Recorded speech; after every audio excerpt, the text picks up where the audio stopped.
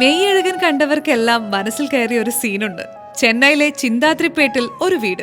രാവിലെ 100ഓളം തത്തകൾ കൂട്ടമായി വീട്ടിൽ വരുന്നൊരു കാഴ്ച. ഈ വീടൊന്ന് നേരിൽ കണ്ടാലോ? ഇങ്ങനെ വിചാരിച്ചവർ പക്ഷേ ഇനി മുതൽ ചെന്നൈ വരെ പോകണമെന്നില്ല. കോഴിക്കോട് കക്കോടി എന്ന ഗ്രാമത്തിലേക്ക് പോയാൽ മതി. ഇവിടെ പ്രകാശേട്ടനും ഭാര്യയും ചേർന്ന് 12 വർഷമായി 300ഓളം തത്തകൾക്ക് വീട്ടിലൊരു ബുഫേ തന്നെയാണ് ഒരുക്കുന്നത്. ഈ നെല്ലൊക്കെ ഇട്ട് ഞങ്ങൾ ഇങ്ങനെ കാത്തിരിക്കുകയാണ് കുറച്ച് ആൾക്കാർക്ക് വേണ്ടിട്ട്.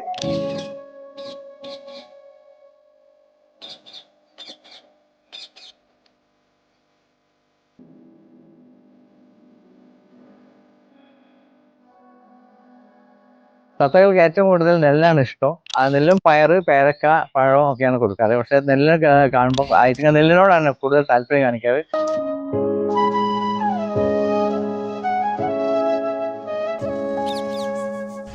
ലോകത്തിന്റെ പല കോണിൽ നിന്നും കോഴിക്കോട്ടെ രുചി അറിയാൻ ആളുകൾ പറന്നെത്തുന്ന പോലെ പ്രകാശേട്ടന്റെ വീട്ടിലേക്ക് പറന്നെത്തുന്നു ഒരുപാട് തത്തകൾ. ഭക്ഷണത്തിന്റെയും സ്നേഹത്തിന്റെയും സ്വാതറിയ